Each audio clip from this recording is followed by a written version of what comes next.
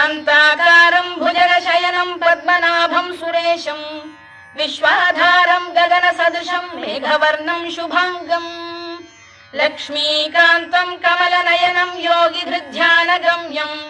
वन्दे विष्णुं भवभयहरं सर्वलोकैकनाथम् मेघश्यामं पीतकौशेयवासं श्रीवत्साङ्कं कौस्तुभोद्भासिताङ्गम् पुण्योपेतं पुण्डरीकायताक्षं विष्णुं वन्दे सर्वलोकैकनाथम् नमः समस्तभूतानामादिभूताय भूभृते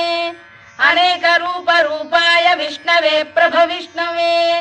सशङ्खचक्रं सकिरीटकुण्डलं सपीतवस्त्रं सरसीरुहेक्षणं सहारवक्षस्थलशोभिकौस्तुभं नमामि विष्णुं शिरसा चतुर्भुजम् छायायां पारिजातस्य हेमसिंहासनोपरि आसीत्